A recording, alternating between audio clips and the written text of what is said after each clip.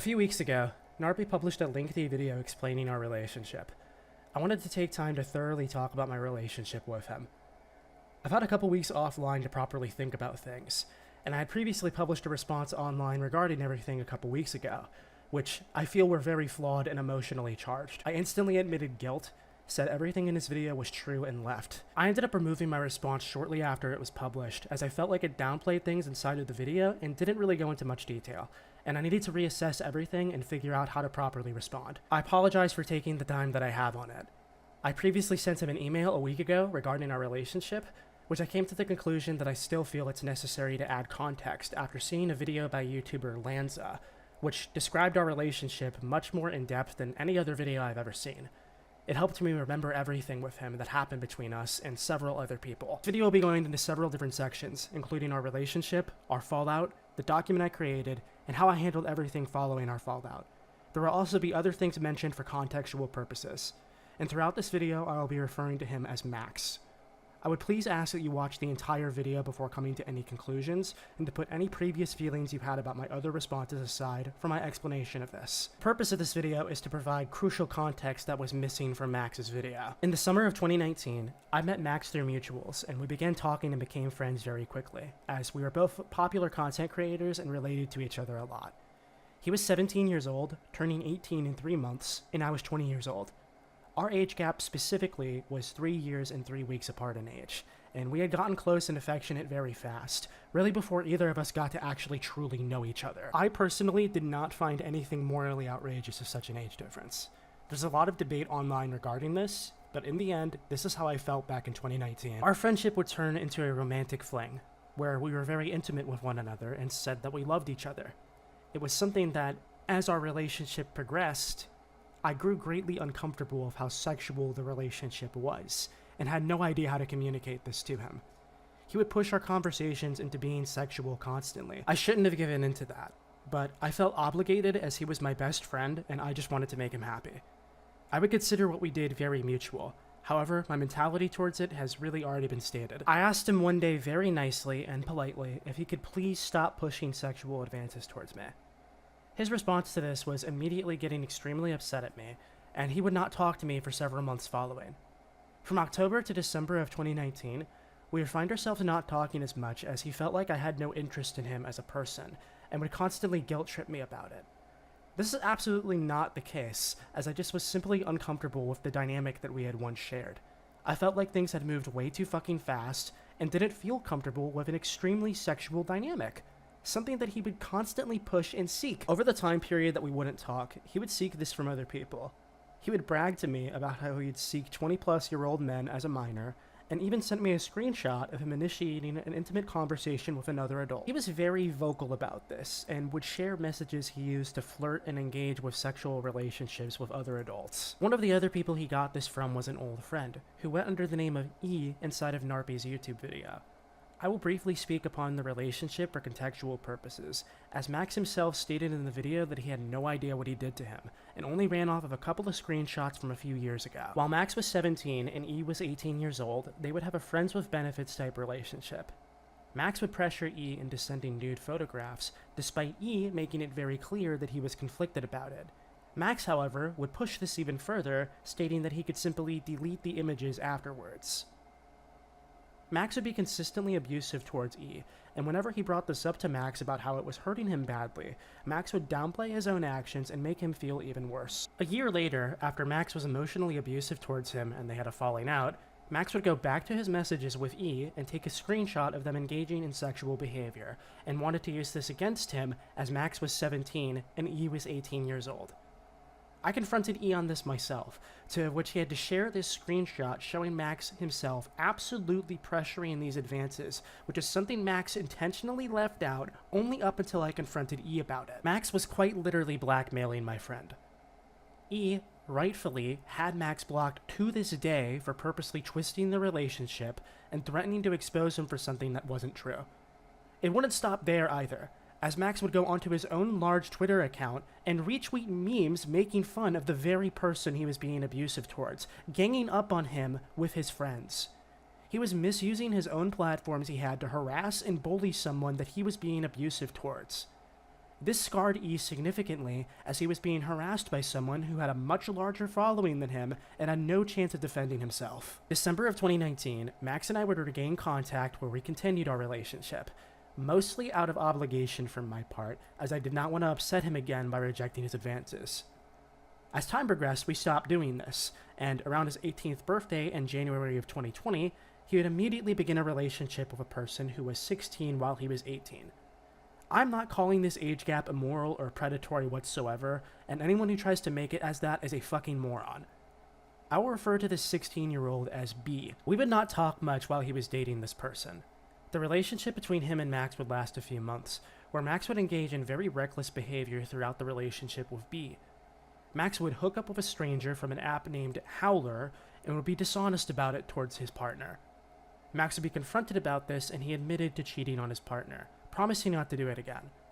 Shortly after, Max would yet again cheat on B for the second time, which resulted in a large call out on Twitter regarding his behavior. In response, Max would message me privately claiming that I was the reason that he had cheated on his partner, stating that, "If you had continued to be sexual with me, I never would have cheated."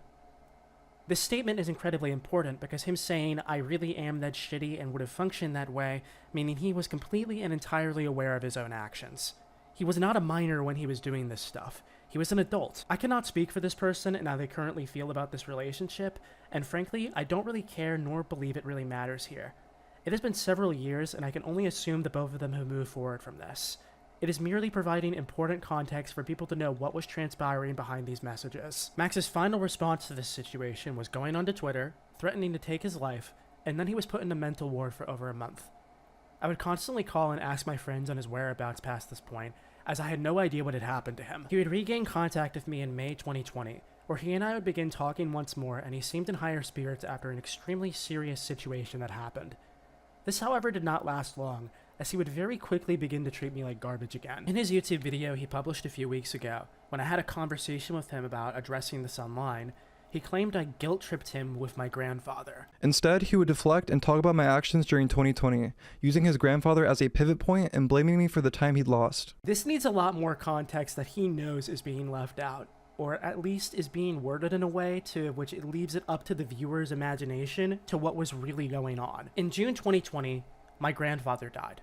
This is a very impactful moment of my life, and it's something that I let Max be aware of several times, both through Twitter and Discord. Though our logs only contain one side of our conversation, he did respond acknowledging it, and I had a very valid reason to not be close with him or anyone at the time, given that I was going through something so serious in my life. The point that I am making here before I begin talking about anything else regarding this is he was fully aware of the fact that this was going on in my life. While I was preparing to attend a funeral for my grandfather, Max would get upset at me that I was spending less time with him. I would text him while I was there, scared at retaliation from him, as if I was never doing enough for him. Shortly after I returned, he would blame me as the reason for his suicide attempts. He would send me razor blades he bought on Amazon, would black out his Discord profile picture, and never talk to me about a thing, saying, "Let's hope I die before I turn 19 years old." All while he was fully aware of what was going on and the loss in my life. We would never talk about anything at all. We would never once have a single conversation about anything going on. It was him constantly getting upset at me and growing more and more abusive towards me. Me mentioning that I had a difficult time getting over how he treated me in this situation was not a guilt trip, nor was it a sympathy attempt. It's honesty. I was dealing with something so deeply personal, and he made it about himself, when this time should have never been about him. And I told him countless times, "Hey, my fucking grandfather died," and it was completely ignored. I just wish he was patient towards me and understanding here, and it hurts to even think about for me. I did not give up on him or hang him out to dry. I was hurting and I needed to heal. And this specific situation occurring is what drove me away from him. I was always there for Max. I helped him with his Twitlongers that he had previously put out, and I was always emotionally there for him. But I did not know what to do considering the way he was treating me, so we ended up talking less and less. This upset him even more, which would result in him blowing up at me in November of 2020 for quote-unquote leading him on, which is just simply not true. I was not ignoring him or hanging him out to dry. I did not want a sexual relationship with him and was uncomfortable by how fast things had progressed. He got more and more upset, threatening to eventually kill himself over me in November. In November of 2020, I would cut him off and ask him for space, as I could not handle what he was doing. And in response to this, he would message me on Twitter with a long message. He would be extremely manipulative inside of this message, saying that I put no effort into anything and that the picture of his cut wrist was my fault, and that I never cared for him, which, as shown, is clearly not the case. I would block him on Twitter following this exchange, where he would then stalk me onto my Telegram account to call me all sorts of things, that I was bipolar, and that I was inflating my ego by blocking him off. Given the events that I've already described for the past few months, I genuinely just could not handle how he was treating me. And after months and months of constant emotional abuse and being kicked through the mud, I produced my document about him, mainly as a way for me and several other friends trying to escape the situation that was ongoing between us. While it definitely is one-sided regarding our relationship in the document and does have flaws, the abusive factors still stand very true, and it was genuinely ruining my life. I had no idea what the fuck to do or how to exit this situation. I did not know how to handle him putting his cut wrist up to our Discord messages saying that I did this all to him. I regret the document 100%, but in a sense I feel like it was very necessary, as I was not the only person being treated like this. It was a lot of other people who had no platform to defend themselves like E, and were constantly getting bullied by him and had no way out of it. Personally, I feel he never would have stopped had that document never been made. He was showing zero signs of stopping, considering he was retweeting memes making fun of E in December of 2020 when he was nearly 19 years old. There is a lot of other people that I haven't accounted for in this video that Max treated in a similar fashion. I only talked about things within the context of our relationship only. Following the document situation that happened between me and him in 2021, I was thrown into an extremely shitty situation involving two of my real-life friends. For those that do not know, one of my friends accused Fire Sale of sexual assault, and I shifted my entire focus on making sure that this friend was safe. I'm not going to regurgitate myself on this story, but this made me very repulsed from the internet, and considering the extent of things that happened then, which is very personal and I am not going into. I exited this situation in the summer of 2022, which immediately right after, Max wanted me to make a statement regarding the document. I was not there mentally, as I had just gone through a very stressful year in my life, and realistically should have not been talking to him at all, as I ended up saying a lot of things that I regret. One of the things that I did was end up admitting guilt to him, because I genuinely did feel guilty about our relationship. And after I refused to do anything, Max would cut me off in October of 2022, and my focus went to trying to fix my life. I lost a lot of weight, and I did alter my life objectively for the better by doing more positive things, like bodybuilding, trash cleanup, and trying to restore my faith. He would recontact me in May of 2023 following a swatting incident, which I helped him figure out how to protect himself and ensure his safety. We agreed by staying in contact with one another until he needed to respond, and after some Twitter posts about him blew up, he produced his YouTube video of another friend of his. He asked me before this video was made to make a statement about it, and I truly just had no idea how to go about it, as I've honestly just been trying to better myself and improve my life from what I once was.